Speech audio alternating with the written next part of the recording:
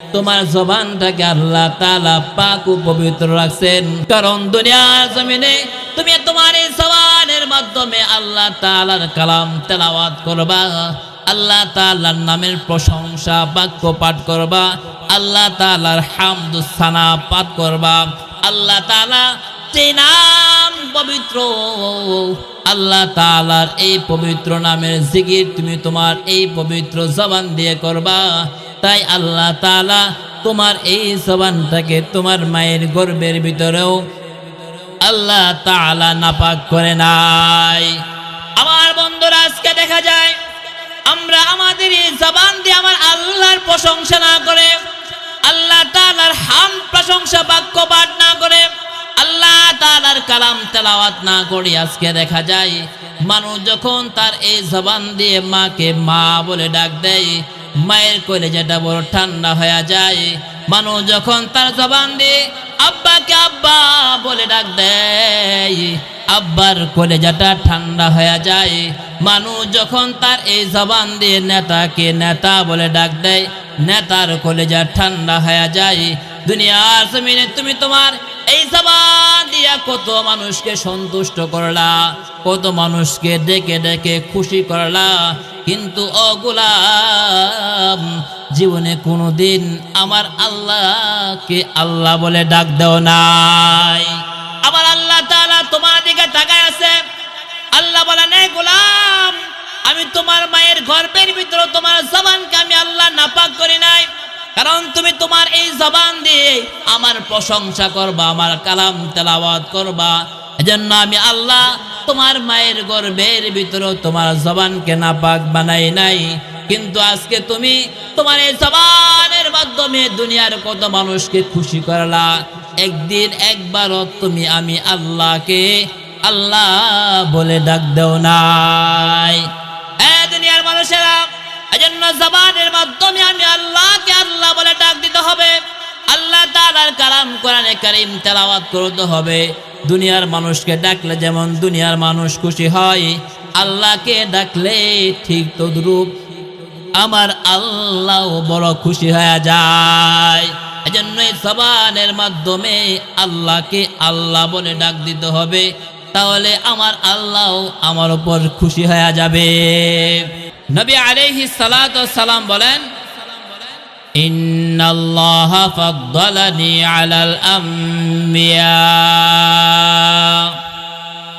ওয়া ফাদ্দালানি উম্মতি আলাল উমাম।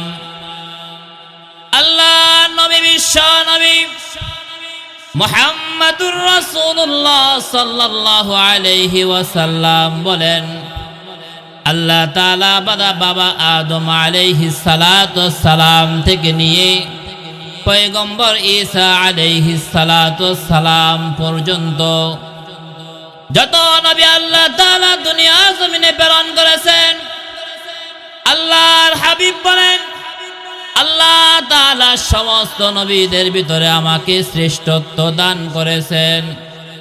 সমস্ত নবীদের ভিতরে আমি সর্বশ্রেষ্ঠ নবী। নবী আলাইহিস সালাতু ওয়াস সালাম আরো বলেন, ও আমার উম্মতেরা, আমি যেমন নবীদের ভিতরে সর্বশ্রেষ্ঠ নবী, ঠিক তদ্রূপ আল্লাহ রাব্বুল আলামিন পয়গম্বর আদম আলাইহিস সালাতু ওয়াস সালাম থেকে নিয়ে পয়গম্বর ঈসা আলাইহিস সালাতু ওয়াস সালাম পর্যন্ত যত উম্মত আল্লাহ তাআলা দুনিয়াতে প্রেরণ করেছেন, আল্লাহর হাবিব বলেন, আল্লাহ তাআলা আমার উম্মতকে সমস্ত উম্মতের ভিতরে শ্রেষ্ঠত্ব দান করেছেন। আল্লাহর নবী বলেন, পয়গম্বর আদম আলাইহিস সালাতু ওয়াস সালামের উম্মতের যে আল্লাহ রাব্বুল আলামিন আমার উম্মতকে শ্রেষ্ঠত্ব দান করেছেন, পয়গম্বর নূহ আলাইহিস সালাতু ওয়াস সালামের উম্মতের চেয়ে আল্লাহ রাব্বুল আলামিন আমার উম্মতকে শ্রেষ্ঠত্ব দান করেছেন, পয়গম্বর ইব্রাহিম আলাইহিস সালাতু ওয়াস সালামের উম্মতের চেয়েও আল্লাহ রাব্বুল আলামিন আমার উম্মতকে শ্রেষ্ঠত্ব দান করেছেন, পয়গম্বর মূসা আলাইহিস সালাতু ওয়াস সালামের উম্মতের চেয়েও আল্লাহ রাব্বুল আলামিন আমার উম্মতকে শ্রেষ্ঠত্ব দান করেছেন, পয়গম্বর ঈসা আলাইহিস সালাতু সালামের উম্মতের চেয়েও আল্লাহ তাআলা আমার উম্মতকে শ্রেষ্ঠত্ব দান করেছেন। আপনার আমার নবী বলেন, আমি যেমন সমস্ত নবীদের ভিতরে সর্বশ্রেষ্ঠ নবী, ঠিক তদ্রূপ আমার উম্মত, তোমরা যত নবী দুনিয়াতে এসেছিল সমস্ত নবীর উম্মতের ভিতরে আল্লাহ তাআলা তোমাদেরকে শ্রেষ্ঠত্ব দান করেছেন। মুসলমান বন্ধুরা আমার, আল্লাহ তাআলা যে নবীর বরকতে আপনাকে আমাকে সমস্ত উম্মতের ভিতরে শ্রেষ্ঠত্ব দান করেছেন, ওই নবীর জীবনীটা আমাদের সামনে একটু থাকা দরকার। আল্লাহ রব্বুল আলামিন আল্লাহর হাবিবকে কত মর্যাদা দান করেছেন, কেন শ্রেষ্ঠত্ব দান করেছেন, একজন উম্মত হিসেবে যখন নবীর জীবনীটা আমাদের সামনে থাকবে তখনই আমরা বুঝতে পারবো আমাদের নবীকে আল্লাহ তাআলা কেন সমস্ত নবীদের ভিতরে শ্রেষ্ঠত্ব দান করেছেন। মুসলমান বন্ধুরা আমার, আল্লাহ রাব্বুল আলামিন আপনার আমার নবীকে দুনিয়া জমিনে যখন প্রেরণ করেছেন, পৃথিবীর ভিতরে যত বংশ আছে, যত গোত্র আছে, খান বংশ, চৌধুরী বংশ, সরকার বংশ, ভূঁইয়া বংশ, মুন্সি বংশ, দুনিয়ার মানুষ বংশ নিয়ে গর্ব করে, বংশ নিয়ে অহংকার করে, মেয়ে আমি চৌধুরী বংশের লোক, আমি সরকার বংশের লোক, আমি ভূঁইয়া বংশের লোক। এজন্য আল্লাহ তাআলা আপনার আমার নবীকে এমন এক বংশের ভিতরে দুনিয়া জমিনে প্রেরণ করেছেন, যেই বংশটা হলো সর্বশ্রেষ্ঠ বংশ। পৃথিবীর জমিনে যত বংশ আছে, ভূঁইয়া বংশ বলেন, চৌধুরী বলেন, যত বংশ বলেন, সমস্ত গোত্রের ভিতরে কুরাইশ বংশ হলো সর্বশ্রেষ্ঠ বংশ। কুরাইশ বংশের চেয়ে দামি এই পৃথিবীর জমিনে আর কোনো বংশ নাই। এজন্য আল্লাহ তাআলা আপনার আমার নবীকে কুরাইশ বংশের ভিতরে প্রেরণ করেছেন। আল্লাহ রাব্বুল আলামিন আপনার আমার নবীকে যেই দেশে প্রেরণ করেছেন, মক্কাতুল মুকাররমা। এই মক্কা হলো এমন একটা শহর, যেই শহরটা পৃথিবীতে যত শহর আছে সমস্ত শহরের ভিতরে মক্কা শহরের মর্যাদা আমার আল্লাহ তাআলার নিকট কোটি গুণ বেশি। এজন্য আল্লাহ তাআলা পৃথিবীর সর্বশ্রেষ্ঠ বংশের ভিতরে, সর্বশ্রেষ্ঠ শহরের ভিতরে আপনার আমার নবীকে আল্লাহ তাআলা প্রেরণ করেছেন।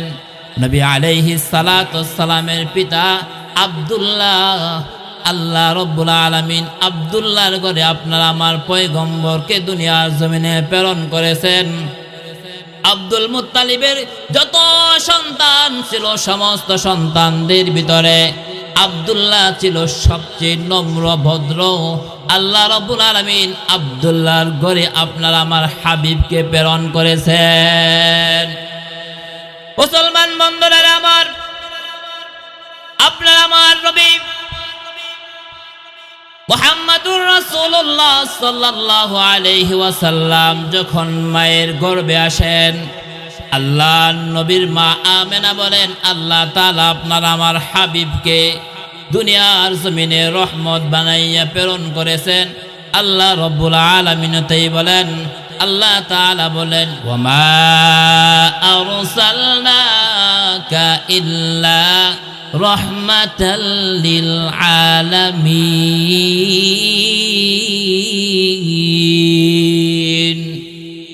আল্লাহ রাব্বুল আলামিন বলেন, আমি আমার হাবিবকে গোটা জাহানের জন্য আমি আল্লাহ রহমাতুল লিল আলামিন বানাইয়া প্রেরণ করেছি।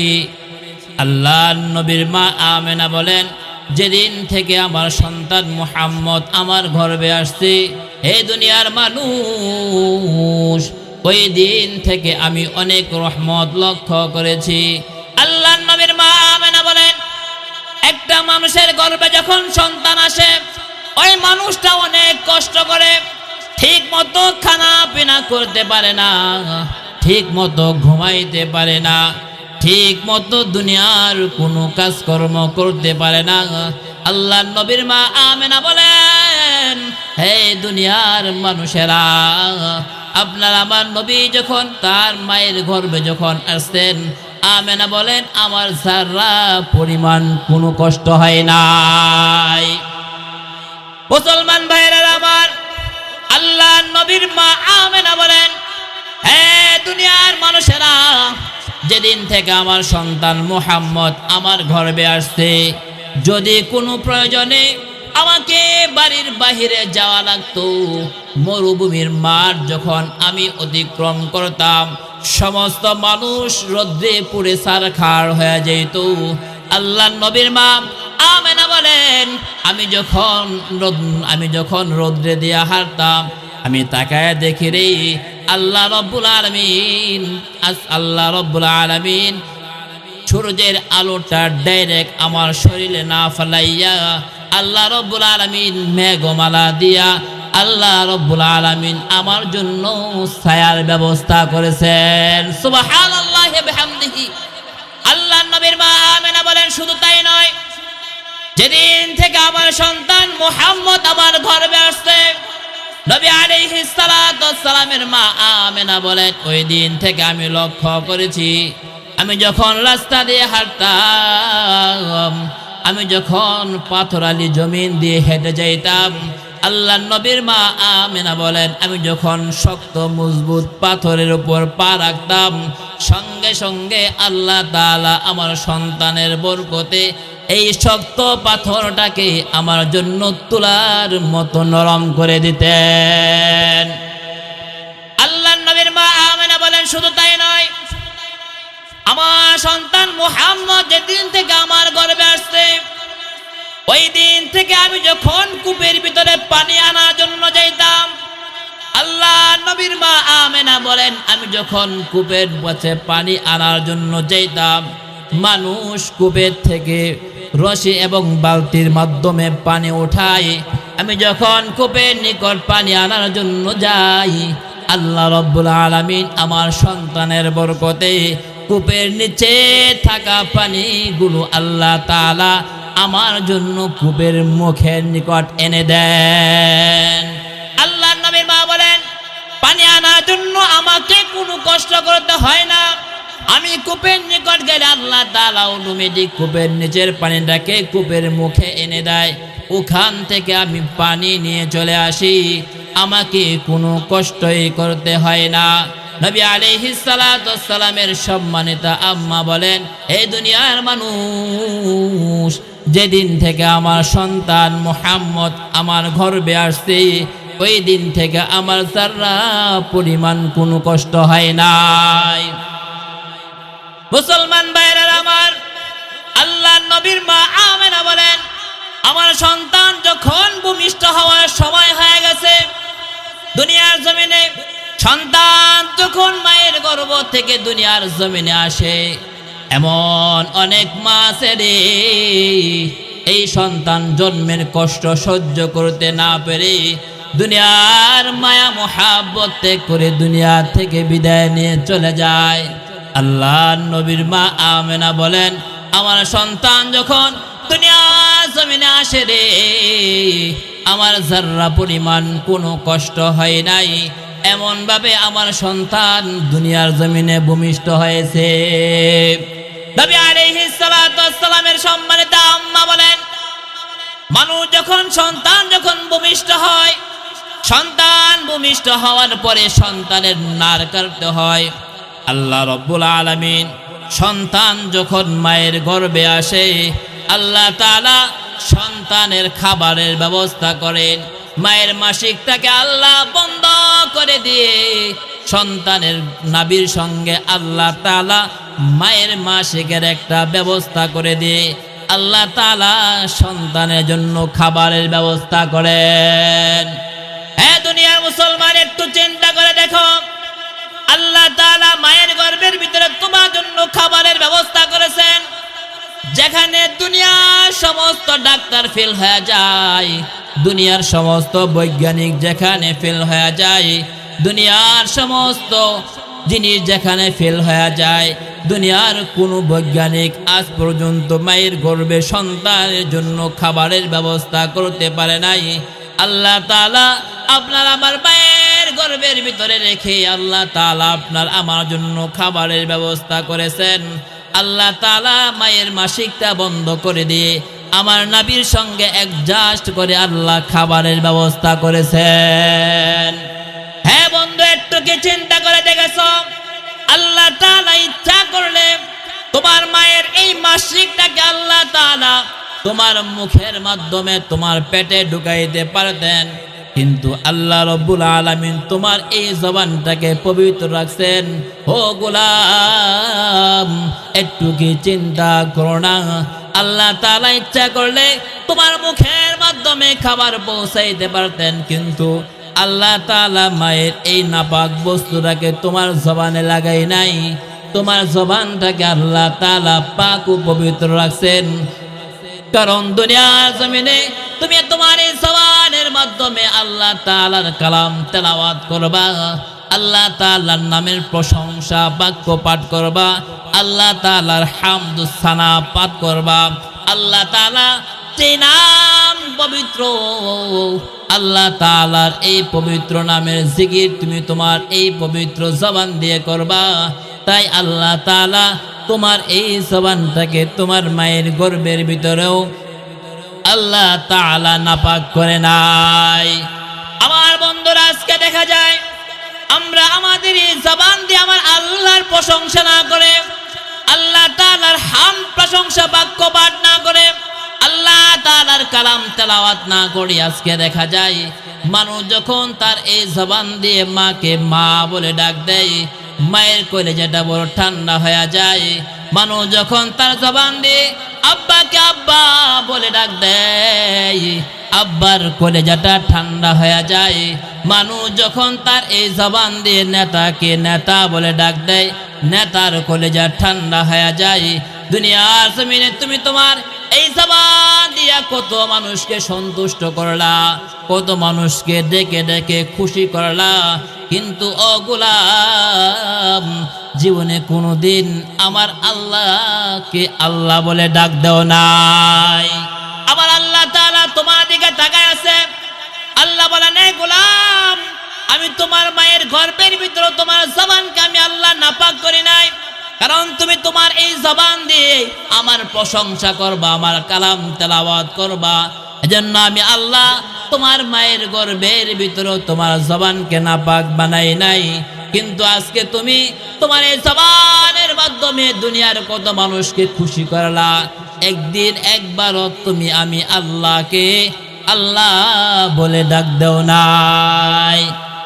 দুনিয়ার মানুষেরা, এজন্য জবানের মাধ্যমে আমি আল্লাহকে আল্লাহ বলে ডাক দিতে হবে, আল্লাহ তাআলার কালাম কোরআনে কারীম তেলাওয়াত করতে হবে। দুনিয়ার মানুষকে ডাকলে যেমন দুনিয়ার মানুষ খুশি হয়, আল্লাহকে ডাকলে ঠিক তদ্রূপ আমার আল্লাহ বড় খুশি হয়ে যায়। এজন্য এই জবানের মাধ্যমে আল্লাহকে আল্লাহ বলে ডাক দিতে হবে, তাহলে আমার আল্লাহ আমার উপর খুশি হয়ে যাবে।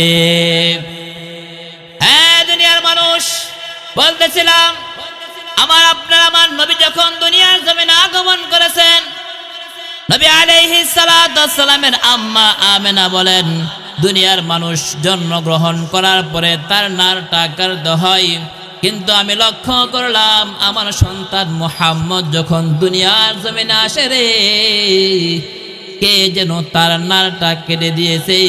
নারটা কাটা অবস্থায় আপনার আমার নবী দুনিয়ার জমিনে আসলেন। আপনার আমার নবী যখন দুনিয়ার জমিনে আসলেন, এই খবর যখন চতুর্দিকে ছড়ায় গেল, সমস্ত মানুষ খুশি হয়ে গেছে, কাফের মুশরিকেরাও খুশি হয়ে গেছে।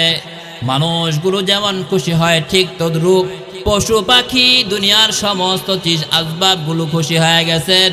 আল্লাহ নবীর চাচা আবু লাহাবের কানে যখন খবর পৌঁছায় রে, আবু লাহাবের বান্দি সুরাইবা যখন গিয়া বলেন, হে আবু লাহাব, খবর শুনেছ কি তোমার ভাই আব্দুল্লাহর গড়ে একটা ফুটফুটে সন্তান জন্মগ্রহণ করেছে।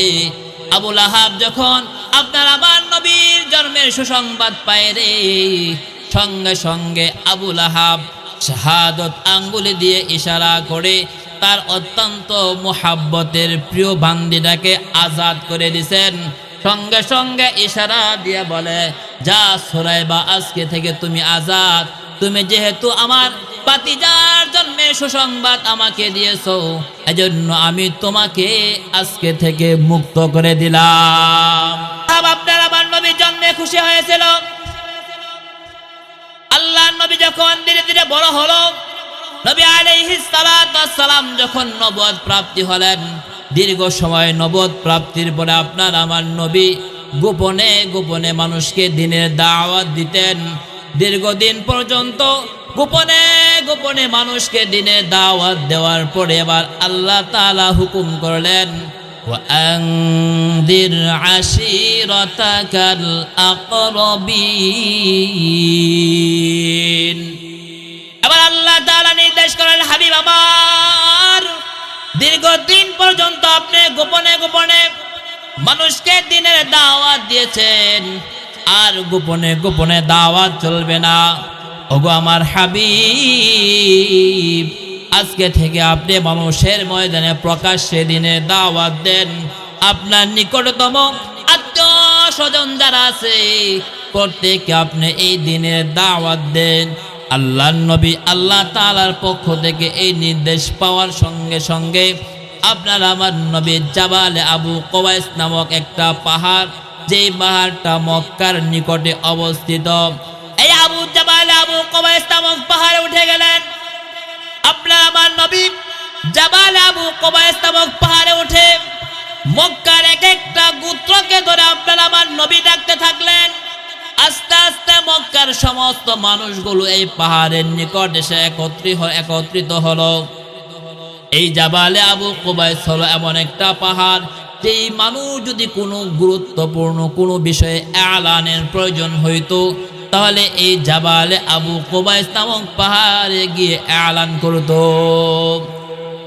নবী আলাইহিস সালাতু ওয়াস সালাম যখন জাবালে আবু কুবাইস নামক পাহাড়ে উঠে সমস্ত মানুষগুলোকে যখন এলান করলেন, মক্কার সমস্ত মানুষগুলো এসে জাবালে আবু কুবাইস নামক পাহাড়ের নিকটে জমা হয়ে গেল। এবার আল্লাহর নবী সমস্ত মানুষদেরকে লক্ষ্য করে বলেন, হে মক্কার মানুষেরা, আমি যদি তোমাদেরকে এই খবর দেই এই পাহাড়ের অপর পাশে শত্রু বাহিনী অবস্থান করতেছে তোমাদেরকে ধ্বংস করার জন্য, তাহলে কি তোমরা আমার এই সংবাদটাকে বিশ্বাস করবে? সমস্ত কাফেররা এক বাক্যে বলেন, তুমি আল আমিন, জীবনে কোনোদিন মিথ্যা কথা বলো নাই, অবশ্যই আমরা তোমার এই সুসংবাদটাকে, তোমার এই খবরটাকে আমরা গ্রহণ করব। এবার আপনার আমার নবী ডাকতে বলেন, তোমরা যদি আমার খবরটাকে গ্রহণ করো, তাহলে তোমরা এই কথা শুনে রাখো, আল্লাহ রাব্বুল আলামিন আমাকে নবী বানায়া দুনিয়ার জমিনে প্রেরণ করেছেন। তোমরা মূর্তি পূজা ছেড়ে এক আল্লাহর ইবাদত করো। আল্লাহর নবী যখন সমস্ত মানুষদেরকে সামনে নিয়ে যখন দ্বীনের দাওয়াত দিলেন, সমস্ত মানুষগুলো চুপ হয়ে গেছে। ওই আল্লাহর নবীর জন্মের সময় আবু লাহাব সবচেয়ে বেশি খুশি হয়েছিল। আল্লাহর নবী যখন দ্বীনের দাওয়াত দিলেন, এই আবু লাহাব সর্বপ্রথম আল্লাহর নবীকে লক্ষ্য করে আবু লাহাব বলেন, তাব্বাল্লাকা আবি হাদা জামাতানা। আবু লাহাব আল্লাহর নবীকে লক্ষ্য করে বদদুয়া করলেন, হে মুহাম্মদ, তোমার হাত ধ্বংস হয়ে যাক, তুমি কে জন্য আমাদেরকে একত্রিত করেছো? আল্লাহর নবীর জন্মের ভিতরে আবু লাহাব সবচেয়ে বেশি খুশি হয়েছিল।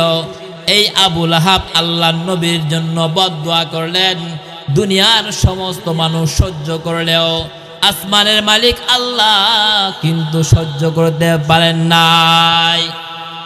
আল্লাহ রাব্বুল আলামিন জিবরাইল আলাইহিস সালাতু ওয়াস সালামের মাধ্যমে আপনার আমার নবীকে আল্লাহ তাআলা সান্ত্বনার বাণী শোনাইতেছেন। আল্লাহ রাব্বুল আলামিন কোরআনে হাকিমের কমপ্লিট একটা সূরা লাহাব আল্লাহ তাআলা নাজিল করে দিলেন। আল্লাহ রাব্বুল আলামিন বলেন, তাব্বাত ইয়াদা আবি লাহাবিন ওয়া তাব। আল্লাহ রাব্বুল আলামিন আপনার আমার নবীকে সান্ত্বনা দিয়ে বলেন, হাবিব আমার, আপনি ধ্বংস হবেন না, আবু লাহাব ধ্বংস হয়ে যাবে, আবু লাহাবের হাত ধ্বংস হয়ে যাবে, আবু লাহাবের সম্পদগুলো ধ্বংস হয়ে যাবে। আবু লাহাব আপনার জন্য বদদুয়া করেছে, আমি আল্লাহ এটা বরদাস্ত করতে পারি নাই। আবু লাহাব ধ্বংস হয়ে যাবে, হাবিব আমার আপনি কিন্তু ধ্বংস হবেন না। আমার বন্ধুরা, যে আবু লাহাব আল্লাহর নবীর জন্মে তো খুশি হয়েছিল, এই আবু লাহাব আল্লাহর নবীর সিরাতকে গ্রহণ করতে পারে নাই, আল্লাহ নবীর নবুয়তকে গ্রহণ করতে পারে নাই। আল্লাহর নবীর জন্মে সুসংবাদ হয়েছিল, মানে নবী আলাইহিস সালাতু ওয়াস সালামের মিলাদে খুশি হয়েছিল, কিন্তু আল্লাহর নবীর সিরাতকে গ্রহণ করতে পারে নাই। এজন্য আবু লাহাব কোনদিন আল্লাহর জান্নাতে যাইতে পারবে না। ও দোস্ত, একটু লক্ষ্য কেন করো না? আমাদের সমাজে অনেক লোক দেখা যায় আল্লাহ নবীর জন্মদিন নিয়ে লাফালাফি, আল্লাহ নবীর জন্মদিন নিয়ে জশ্নে জুলুস করে, কিন্তু আল্লাহ নবীর সিরাতকে গ্রহণ করতে চায় না। কি বলেন, আছে কি আছে না? মুহতারাম হাজিরিন, নবী আলাইহিস সালাতু ওয়াস সালামের জন্মকে গ্রহণ করে, আল্লাহ নবীর জন্মদিন পালন করে, নবী আলাইহিস সালাতু ওয়াস সালামের সিরাতকে গ্রহণ করতে চায় না। মুহতারাম হাজিরিন, তাদের অবস্থাও ঠিক আবু লাহাবের যে অবস্থা হয়েছিল, তাদের অবস্থাও ঠিক আবু লাহাবের মতোই হবে।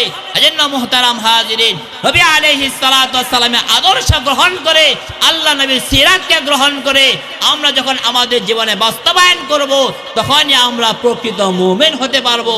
আর আল্লাহ নবীর সিরাত যদি গ্রহণ না করি, শুধু জন্মেতেই যদি খুশি থাকি, তাহলে জন্মের খুশি আবু লাহাব ছিল, কিন্তু আল্লাহ নবীর সিরাত গ্রহণ করতে পারে নাই। মুহতারাম হাজিরিন, আমাদের বর্তমানে আমাদের বাংলাদেশের বাইতুল মুকাররম জাতীয় মসজিদের জাতীয় খতিব আল্লামা মুফতি আব্দুল মালিক সাহেব এই কথা বলেছিলেন, নবী আলাইহিস সালাতু ওয়াস সালামের জন্মের নামে আজকে দেখা যায় অনেক মানুষ জশ্নে জুলুস, ঈদে মিলাদুন নবী পালন করে, এইগুলো বেদাত। মুহতারাম হাজিরিন, ওনার এই কথার পরিপ্রেক্ষিতে আজকে দেখা যায় আমাদের সমাজের কিছু কুলাঙ্গার নামদারি শয়তান আজকে দেখা যায় আব্দুল মালিকের মতো এমন ব্যক্তিত্বকে বিভিন্ন অশ্লীল ভাষায় গালিগালাজ করেন। মুহতারাম হাজিরিন, তারা প্রকৃতপক্ষে মুমিন হতে পারে নাই।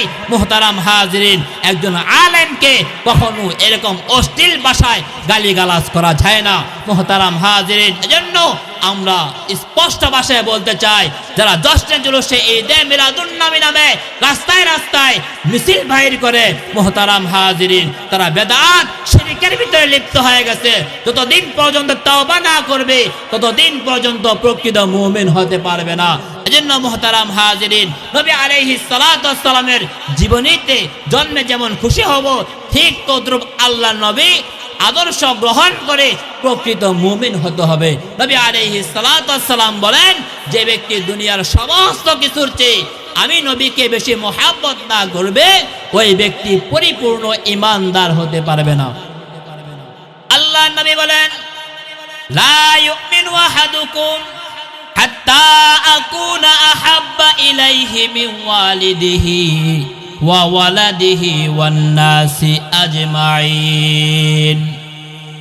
আল্লাহ নবী বিশ্ব নবী মুহাম্মাদুর রাসূলুল্লাহ সাল্লাল্লাহু আলাইহি ওয়াসাল্লাম বলেন, এ দুনিয়ার ঈমানদারেরা, যতক্ষণ পর্যন্ত দুনিয়ার সমস্ত কিছুর চেয়ে আমার মুহাব্বত তোমাদের অন্তরে বেশি না হবে, আল্লাহ নবী বলেন, ততদিন পর্যন্ত তোমরা প্রকৃত মুমিন হতে পারবে না। মুসলমান ভাইরা আমার, আল্লাহ নবীর জামানায় সাহাবায়ে কেরাম আল্লাহ নবীকে এত ভালোবাসতেন, মুহাব্বত করতেন। সাহাবায়ে কেরাম প্রকৃত আশিকে রাসূল ছিল। আল্লাহ নবীর সাহাবীরা আল্লাহ নবীকে এত মুহাব্বত করতেন, এত ভালোবাসতেন, নবীর শরীরে একটা ফুলের টোকা লাগো একটা সাধারণ সাহাবীও তা গ্রহণ করতে পারে নাই। আল্লাহ নবীর একজন মহিলা সাহাবিয়া নবী আলাইহিস সালাতু ওয়াস সালাম হযরতে বেলাল হাফসি রাদিয়াল্লাহু তাআলা আনহুকে আল্লাহ নবী নির্দেশ দিলেন, হে বেলাল, যুদ্ধের ময়দানে অংশগ্রহণ করতে হবে রে, আমার সাহাবীদেরকে ঘোষণা করে দাও তারা যেন যুদ্ধের ময়দানে অংশগ্রহণ করে। আল্লাহ নবীর সাহাবী হযরতে বেলাল মিম্বরে উঠে ঘোষণা করলেন, হাইয়া আলাল জিহাদ। হে নবীর সাহাবীরা, কে কোথায় আছো শুনো রে, আল্লাহর নবী যুদ্ধের জন্য ঘোষণা করেছেন তোমাদেরকে যুদ্ধে অংশগ্রহণ করতে হবে। দ্রুত তোমরা আল্লাহর নবীর সঙ্গে যুদ্ধে অংশগ্রহণ করো। বেলাল হাফসি রাদিয়াল্লাহু তাআলা আনহুর এই এলান শোনার সঙ্গে সঙ্গে আল্লাহর নবীর সাহাবীরা দলে দলে এসে আল্লাহর নবীর হাতে হাত দিয়ে যুদ্ধে অংশগ্রহণ করার জন্য নাম লিপিবদ্ধ করতেছেন।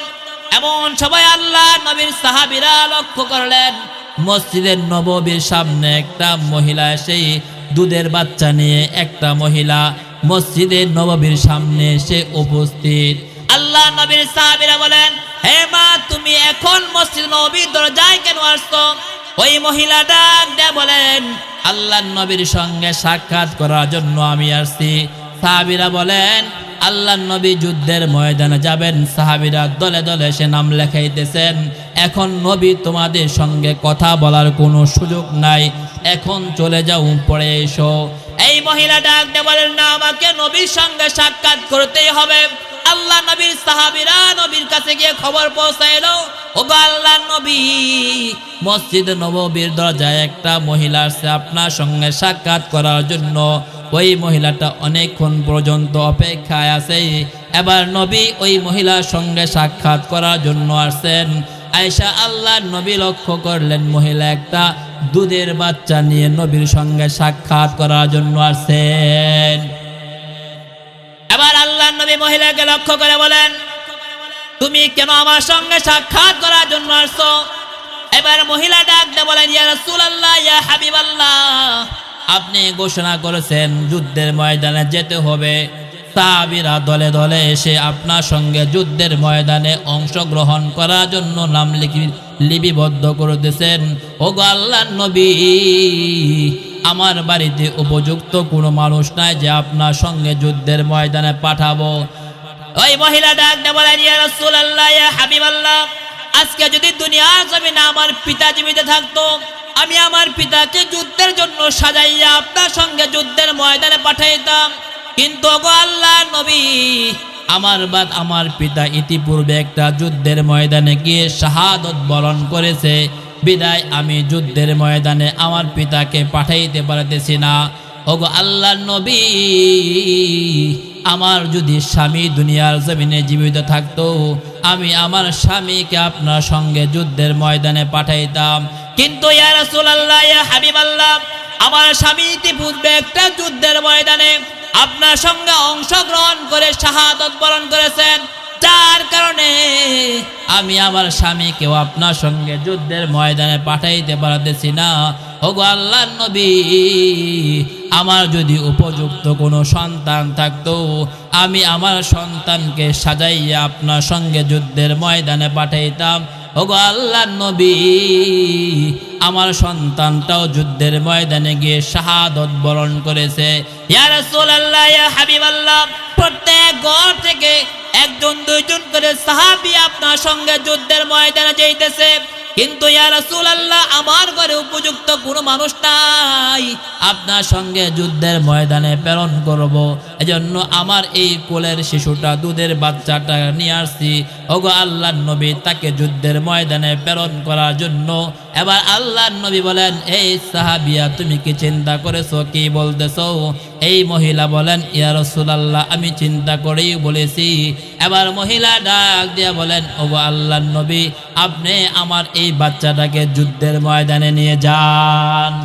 আল্লাহ নবী সাহাবীকে লক্ষ্য করে বলেন, তোমার এই বাচ্চাটা দুধের শিশু, সে যুদ্ধের ময়দানে গিয়ে তরবারি পরিচালনা করতে পারবে না, সে কাফেরদের সঙ্গে লড়াই করতে পারবে না। তোমার এই বাচ্চাকে যুদ্ধের ময়দানে নিয়ে গেলে এই বাচ্চাকে পাহারা দেওয়ার জন্য তো আরেকজন মানুষ লাগবে। এবার ওই মহিলা ডাক দিয়ে বলেন, ওগো আল্লাহর নবী, আমি এই কথা জানি আমার সন্তান যুদ্ধের ময়দানে গিয়ে যুদ্ধ করতে পারবে না, কিন্তু ওগো আল্লাহর নবী, আপনি যখন যুদ্ধের ময়দানে যুদ্ধ করবেন, চতুর্দিক থেকে যখন কাফেররা আপনাকে আক্রমণ করবে, আপনি যখন কাফেরদের আক্রমণগুলো প্রতিহত করতে গিয়ে আপনার ঢালটা যখন সামনে ধরবেন, কাফেরদের আক্রমণে আপনার ডালটা যখন ক্ষত বিক্ষত হয়ে যাবে, আপনার ডালটা যখন ভেঙে টুকরা টুকরা হয়ে যাবে, তাদের আক্রমণগুলো প্রতিহত করার মতো আর কোনো ব্যবস্থা থাকবে না। ওগো আল্লাহর নবী, ওই সময় আমার এই দুধের বাচ্চাটাকে আপনি ডাল হিসেবে ব্যবহার করবেন। কাফেরদের তরবারির আঘাতগুলো আমার সন্তানের উপরে পড়বে, কাফেরদের তীর বল্লমের আঘাতগুলো আমার সন্তানের উপরে পড়বে, আমার সন্তান শাহাদাত বরণ করবে। ইয়া রাসূলুল্লাহ, ইয়া হাবিবাল্লাহ, আমার সন্তান চলে যাক, আমার কোনো আফসোস নাই, কিন্তু আপনার শরীরে একটা ফুলের টোকা লাগুক, এটা আমি বরদাস্ত করতে পারবো না। সন্তান শাহাদাতের খবর সহ্য করতে পারবো, আপনার শরীরে আক্রমণ হয়েছে তা আমি সহ্য করতে পারবো না। এজন্য আমি আমার সন্তানকে আপনার সঙ্গে যুদ্ধের ময়দানে পাঠানোর জন্য নিয়ে আসি। আমার ভাইয়েরা, আল্লাহ নবীর একজন সাহাবীর অন্তরের ভিতরে নবীর যে ইশক আর ভালোবাসা ছিল, তার যাররা পরিমাণ আমরা অর্জন করতে পারি নাই। এজন্য আল্লাহর হাবিব বলেন, দুনিয়ার সমস্ত কিছুর চেয়ে আমি নবীর মহাব্বত যতদিন পর্যন্ত তোমাদের অন্তরে বেশি না হবে, ততদিন পর্যন্ত তোমরা প্রকৃত মুমিন হতে পারবে না। এজন্য প্রকৃত মুমিন হওয়ার জন্য দুনিয়ার সমস্ত কিছু চেয়ে আল্লাহর নবী এবং নবী আলাইহিস সালাতু ওয়াস সালামের প্রতি সমস্ত কিছুর চেয়ে মুহাব্বত আমাদের বেশি থাকতে হবে।